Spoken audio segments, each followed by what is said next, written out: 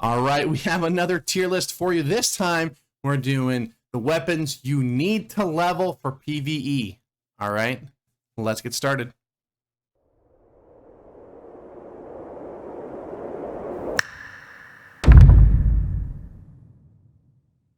So this video is going to be a little bit different when it comes to tier lists.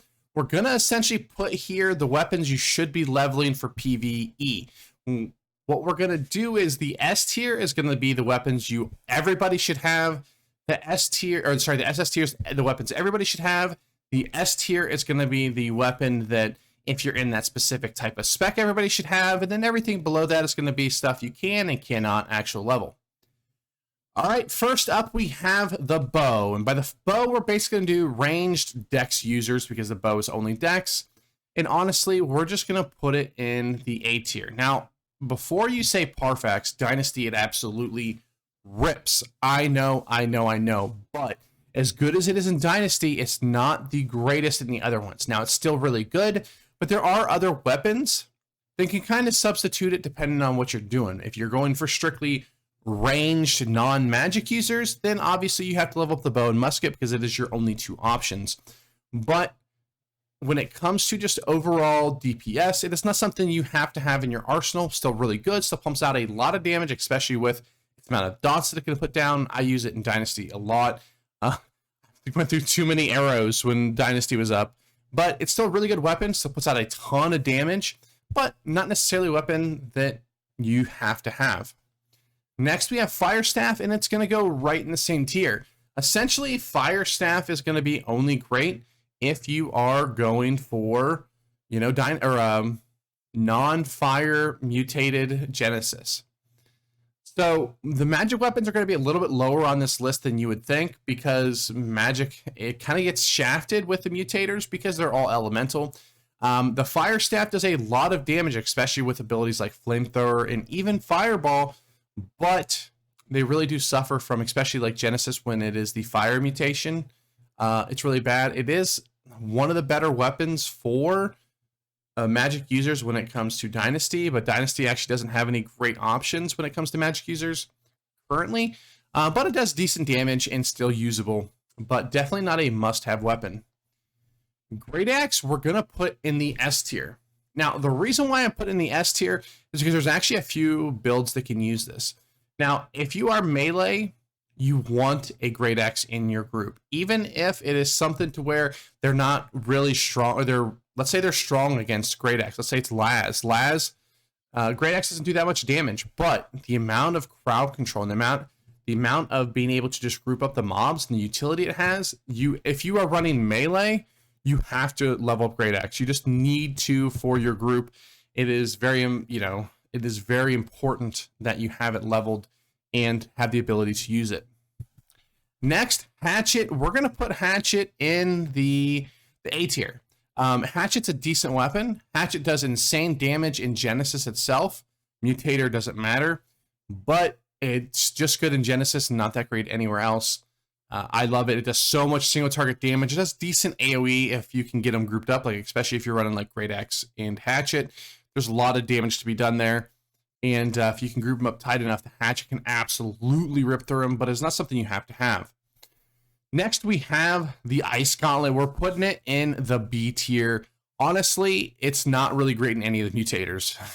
It doesn't do that much damage in any of them. You can probably never even level it and be just fine as a mage. But there's a few dungeons that you kind of just use it as your back bar weapon. But we're actually going to give you a couple other back bar weapons that you can use, which people might laugh at. But trust me, it's still pretty good. Next, you have Life Staff. We're going to put it in the SS tier just because you need healers in your dungeons. No, we're actually going to put it in the S tier. If you're a healer, obviously you're using this. If you're not a healer, you can off heal with it, especially if you're going Void Gauntlet. So it's S tier weapon, but the only reason SS is because it's not a weapon that absolutely everybody should have leveled. Like Parfax, there isn't any. There are, trust me. Next, we have Musket, C tier. Musket just doesn't do enough damage. Does less damage in the bow, less single target, basically, than almost every other weapon that's not magical. Probably the Ice Gauntlet might do. No, I don't know. I haven't tested Ice Gauntlet versus Musket, but The reason why I don't like musket is because musket you specifically have to go into dex and int. Once you go in there, the musket does decent damage, but I just feel like there are a lot of other combos that you would just be way better off actually using than that, because it's only single target, and essentially you're giving up all of your AoE for it. I don't think it's worth it at all. It doesn't pair very well with any other weapon in the game, so it's C tier. Honestly, I wouldn't even run this in mutators. Next, rapier, we'll put it in the B tier. We're not gonna put it down there with the musket.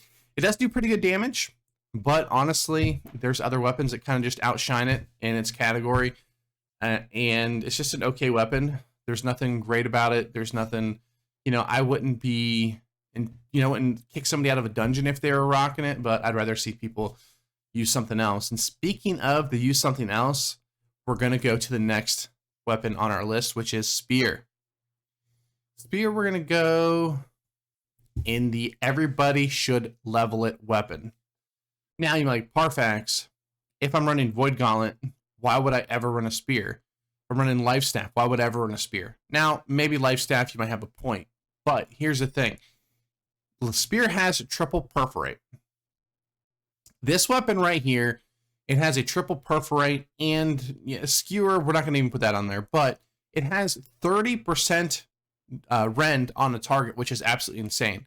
If you're even a Void Gauntlet user in something like Laz, you can put if there's nobody that has a spear for their back bar weapon, or nobody in the group, you'd be better off just putting a spear on your back bar and just being able to swap to it while you have your whatever elemental gem, probably lightning if you're doing Laz, and you can have it there, do your perforate, maybe do your rend, because the rend actually, or the skewer, which does a lot of damage, the dot actually ticks pretty hard on it, and you just put 30% rend on the target, you get a nice little dot. It's absolutely insane. Trust me, we were actually, one of the guys in our guild was actually running Void Gauntlet Spear in there before I was running Spear, and it is absolutely insane. Like, Spear's just probably the best PvE weapon in the game currently.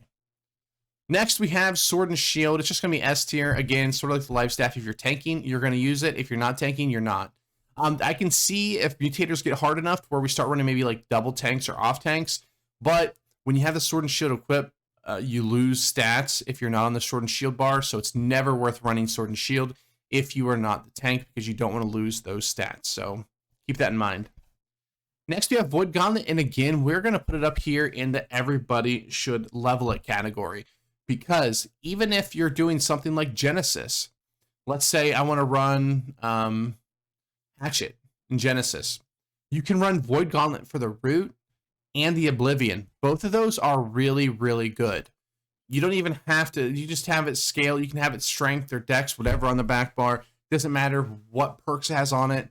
You basically just put those two abilities, and believe it or not, you're actually going to benefit from it, because those buffs are just, that root and that buff is so good that it's actually okay to use it on your back bar. Now, is it the absolute meta setup? No. But if your group doesn't have a Void Gauntlet, or maybe it has one Void Gauntlet that's in a healer, and let's say you're running a Hatchet with a bunch of Great Axe users, there's no reason, maybe if you have a Great Axe Spear user, and then you have, another, Sword and Shield Warhammer, you have everything covered. The Void Gauntlet would just be, honestly, that's what you should be running, because your group is going to need it. You're going to increase the damage of your group, and you're still not going to lose very much DPS at all on yourself, but you're going to be way skyrocketing your team's damage, which is way more important than your own single target damage. Last, but certainly not least, we have the Warhammer, and we're going to put the Warhammer just here in S tier. It is one of the best PvE weapons of the game, with armor breaker and the amount of crowd control it has. People don't really understand how valuable crowd controlling is. Run a dungeon, like let's say run Genesis 5 or 6 or 7 with all mages, and then just a guy that stays on his Sword and Shield bar. The ads start running all over the place, people take more damage. Then run it with somebody running a Warhammer build. Ads come in, they knock them down, you blow them up before they ever get up, and the healer doesn't have to do as much healing, so maybe he's doing DPS. The DPS don't have to kite around, so now they're doing more, DPS. That crowd control is very, very underrated.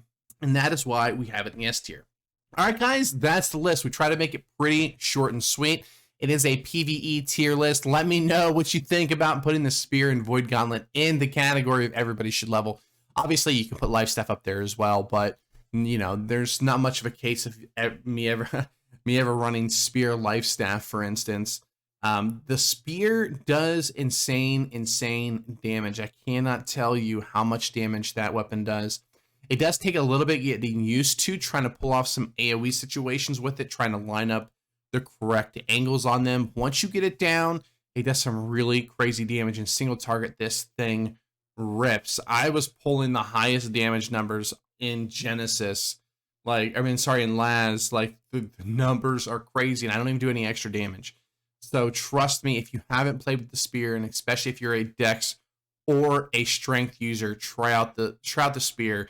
Put in Dex and Strength, put like 100 con, put the rest in Dex and Strength, and watch your numbers skyrocket. It is absolutely crazy. All right, guys, thanks for watching. I hope you enjoyed this video. Like, comment, subscribe. Let me know in the comment section down below. If you're a Musket user and you're like, Parfax, you are so dumb. I can't believe you put Musket in a C tier. I am like the best god to PvE ever. I've completed Mutator 655 with my eyes closed and my toes tied behind my back. I know that's kind of weird, you know, hey, whatever you're into. But let me know in the comment section down below all your thoughts. Let me know how your mutators are going. And I hope to see you in the next video.